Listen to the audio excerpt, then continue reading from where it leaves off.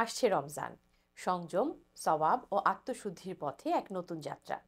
ভাবুন তো, এমন একটি সময় আসছে যখন প্রতিটি সেকেন্ডই রহমত, প্রতিটি মুহূর্তই বরকতময়। এমন একটি মাস যখন আমাদের জন্য খুলে যাবে জান্নাতের দরজা এবং বন্ধ হয়ে যাবে জাহান্নামের দ্বার। বলছি পবিত্র রমজান মাসের কথা।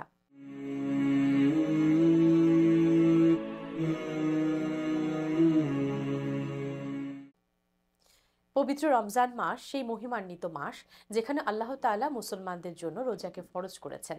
এটি শুধু একটি ধর্মীয় অনুশাসন নয়, বরং আত্মশুদ্ধির এক অনন্য সুযোগ। রোজা আমাদের সংযম, ধৈর্য এবং আল্লাহর প্রতি আনুগত্যের এক অনন্য দৃষ্টান্ত হিসেবে আত্মপ্রকাশ করে। এটি শুধু উপবাসের নাম নয়, বরং মনের গভীরে পরিবর্তন আনার একটি মাধ্যম, যা আমাদের শারীরিক ও মানসিক সুস্থতা, সহমর্মিতা এবং তাকওয়া অর্জনে সাহায্য করে।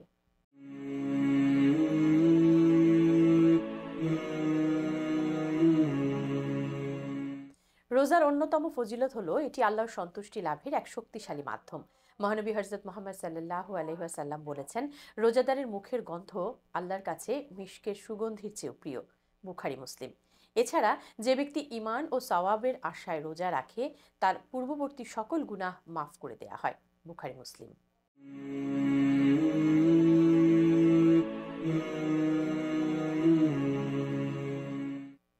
রমজানের একটি রাত লাইলাতুল কদর, যা হাজার মাসের চেয়েও শ্রেষ্ঠ।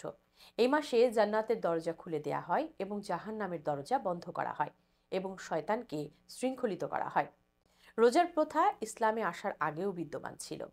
কুরআনে আল্লাহ পাক বলেন, হে ঈমানদারগণ, তোমাদের উপর রোজাকে ফরজ করা হয়েছে, যেমন ফরজ করা হয়েছিল তোমাদের পূর্ববর্তীদের উপর, যাতে তোমরা তাকওয়া অর্জন করতে পারো। সূরা আল বাকারা, আয়াত 183।